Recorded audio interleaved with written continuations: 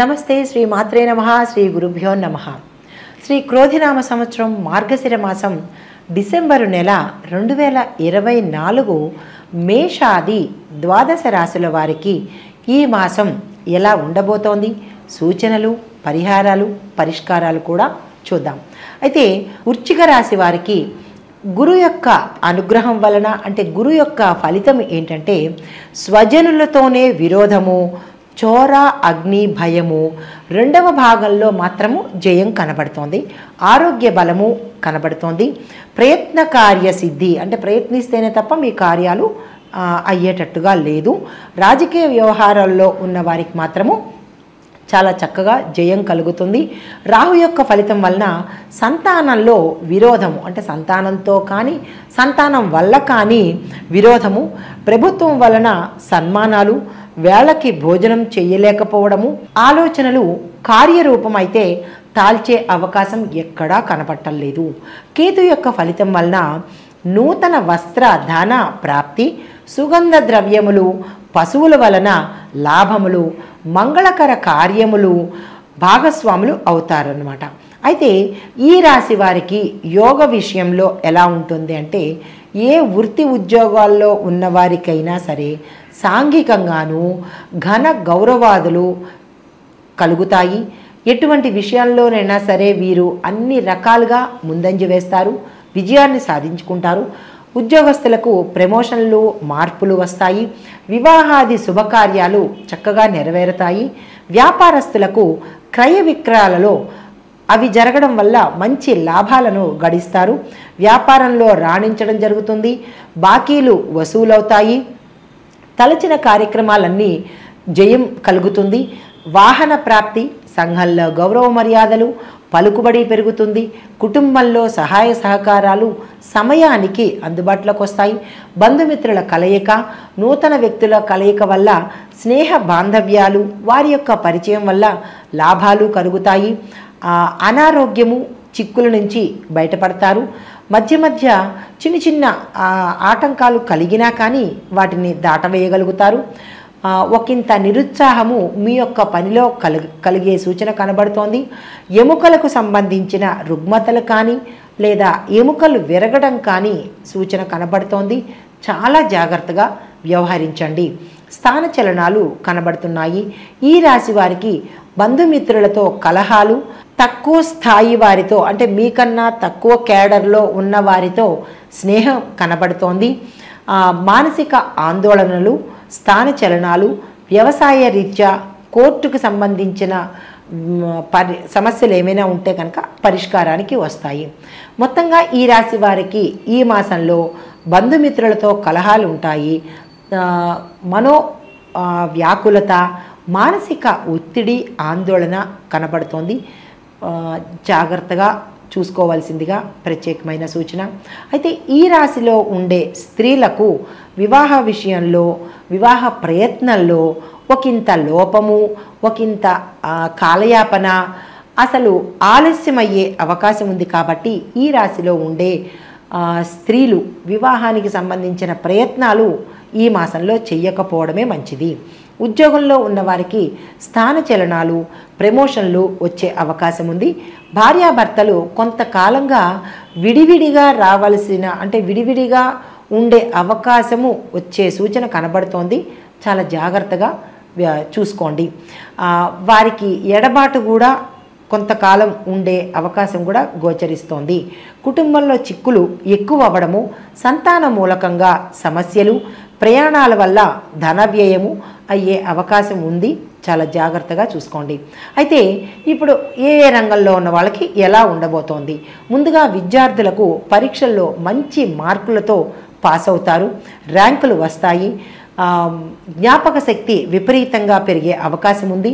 ఈ జ్ఞాపక శక్తికి సంబంధించినటువంటి కాన్ఫిడెన్సు మీలో పెరుగుతుంది. కాబట్టి మీరు ఏ కాలేజీల్లో సీట్లు పొందాలి అని అనుకుంటున్నారో మీరు ఆ కాలేజీల్లో సీట్లు పొందే అవకాశం కనబడుతోంది.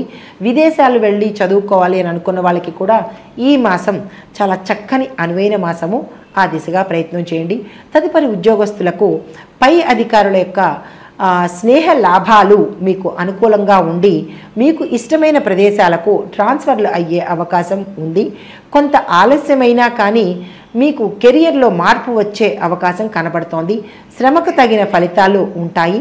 టెంపరీగా పనిచేసే కాంట్రాక్ట్ మీద పనిచేసే ఉద్యోగస్తులకు పర్మనెంట్ అయ్యే అవకాశం చాలా చక్కగా ఉంది. అధిక ఆదాయం కూడా వస్తుంది. పాత ఏరియర్స్ ఏవైనా బకాయిలు ఉంటే కనుక అవి ఈ మాసంలో మీకు అందుబాటులోకి వస్తాయి. ఆకస్మిక ధన ప్రాప్తి కూడా మీకు ఈ మాసంలో కనబడుతోంది. తదుపరి వ్యవసాయదారులకు పంటలు బాగా పండి లాభాలు వచ్చే అవకాశం ఉంది. 2 పంటలు మీకు అక్కరకు వస్తాయి. తరువాత పండ్ల తోటలు, నర్సరీ విపరీతమైన లాభాలు తెచ్చిపెడుతుంది. క్రిమి కీటకాదులకు, ఎరువులకు మీరు డబ్బులు ఎక్కువగా అంటే వాటి నివారణకు డబ్బులు ఎక్కువగా ఖర్చు పెట్టే అవకాశం కనబడుతోంది. కాబట్టి జాగ్రత్తగా వ్యవహరించండి. ఎక్కువ మొత్తానికి వృధా చేసుకోవద్దు. పాత రుణాలు తీర్చుకుంటారు. ఈ మాసంలో కొత్త రుణాలకు వెళ్ళకపోవడమే చెప్పదగిన సూచన. తదుపరి క్రీడాకారులు, కళాకారులు, టీవీ, సీవీ, నటీనట వర్గం వారికి కూడా మంచి అవకాశాలు వచ్చి ప్రతిభకు తగిన గుర్తింపులు, బహుమతులు పొందడానికి చాలా చక్కని సమయము. జ్ఞాపికలు, సత్కారాలు కూడా, సన్మానాలు కూడా జరిపించుకుంటారు. కాంట్రాక్టర్లకు, లేబర్ల వల్ల ప్రమాదాలు, వారి వల్ల ఒకంత సమస్యలు వచ్చే అవకాశం ఉంది. ధరలు పెరగడం వల్ల మీ పనులకు ఆటంకం కలుగుతుంది. ఆలస్యం కూడా అయ్యే అవకాశం ఉంది. తదుపరి రాజకీయ నాయకులకు పదవుల్లో చిన్న చిన్న మార్పులు వస్తాయి. ప్రజల్లో వ్యతిరేకత మీ మీద కనబడుతుంది. ధనానికి, మనశ్శాంతికి చాలా లోటు కనబడుతుంది. కొంతమంది గుర్తింపు పొందుతారు. కొంతమంది అవమానం పడే అవకాశం కూడా కనబడుతోంది. శత్రువులు అనుకున్నవారు మీకు మిత్రులు అవుతారు. మిత్రులు అనుకున్నవారు శత్రువులు అవుతారు. తర్వాత మీకు వారి వల్ల శత్రువులు మంచిగా మారి వారి వల్ల మీకు సహాయ సహకారాలు అందుబాటులోకి వస్తాయి. ఏదైనా ఒక కీలకమైన పదవిని మీరు చేపట్టబోతున్నారు. ఇప్పుడు నక్షత్రాల వారీగా ముందుగా విశాఖ నక్షత్రం వారికి చెప్పదగిన సూచన ఏంటంటే గురువులను ఆదరించాలి, గురు ఆలయాలను దర్శించాలి, గురువార నియమాలను పాటించాలి. వీరి యొక్క అదృష్ట సంఖ్యలు 3, 4, 6, 7. అదృష్టయ వారాలు ఆది, సోమ, మంగళవారాలు. తదుపరి నక్షత్రము అనురాధ నక్షత్రము. వీరు వృద్ధులకు మీకు తోచినంత సహాయము అందించాలి. అనాథలు అంటే ఆర్ఫాన్స్కి మీ వంతు తోచిన సహాయం చేస్తూ వారి దగ్గరికి వెళ్ళి వారితో సమయాన్ని గడిపినట్టయితే చాలా గ్రహాల యొక్క అనుగ్రహం పొందే అవకాశం ఉంది. తర్వాత శనివారం నాడు ఈ అనురాధ నక్షత్రం వారు 19 సార్లు రావి చెట్టు చుట్టూ ప్రదక్షిణాలు చేస్తూ రావి చెట్టు మొదట్లో తీపి పదార్థం కానీ, తీపి నీరును కానీ, అంటే బెల్లం కలిపిన లేదా పంచదార కలిపిన నీటిని ఆ చెట్టు మొదట్లో పోయాలి. మీ యొక్క అదృష్ట సంఖ్యలు 1, 2, 4, 8. అదృష్ట వారాలు ఆది, బుధ, శని వారాలు. తదుపరి నక్షత్రం జ్యేష్ఠ నక్షత్రము.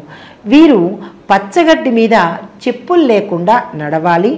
చెట్లకు నీరు పోయాలి. మీ ఇంట్లో చెట్లైనా లేదంటే మీకు పక్కింటి వారి చెట్లైనా సరే, ఎక్కడైనా సరే మొక్కలకు, చెట్లకు నీరు మాత్రం మీరు పోస్తూ ఉండాలి.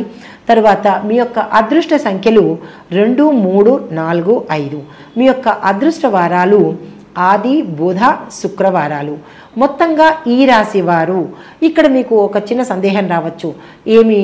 మాకు నక్షత్రాలు తెలియవు, పాదాలు తెలియవు, మరి మేము ఏమి పరిహారాలు పాటించాలి అని. అందుకోసమే ఈ రాశిలో ఉండేవారు ఈ ప్రక్రియ చేయండి. ఏంటంటే అది శని, రాహువులకు జపాలు, దానాలు చేయించండి. వెంకటేశ్వర స్వామికి, ఆంజనేయ స్వామికి, శనేశ్వర స్వామికి పూజలు చేస్తూ వారి యొక్క ఆలయాలను సందర్శించాలి, తప్పదు. అయితే ప్రత్యేకంగా చెప్పదగినది ఏంటంటే హనుమాన్ చాలీసా, గోవింద నామాలు తప్పనిసరిగా నోటికి వచ్చిన వారు పఠించండి, రానివారు వినడమైనా చెయ్యాలి. అయితే ఈ రాశి వారికి కలిసి వచ్చే రంగులు ఎరుపు, పసుపు, తెలుపు. మీరు ఏదైనా కీలకమైన పని కానీ లేదా కొత్త పనికి కానీ వెళ్ళేటప్పుడు ఈ రంగు వస్త్రాలను ధరించి కనుక చేసినట్టయితే ఆటంకాలు తొలగిపోయి విజయాలను చేకూర్చుకుంటారు. అయితే మొత్తంగా ఈ రాశి వారి యొక్క అదృష్ట సంఖ్య 9 కాబట్టి ఈ సంఖ్యను ఉపయోగించుకుని నేను చెప్పిన పరిహారాలను సూచనలను పాటిస్తూ మీ యొక్క గ్రహాల యొక్క అనుగ్రహాన్ని పొందండి. నమస్తే.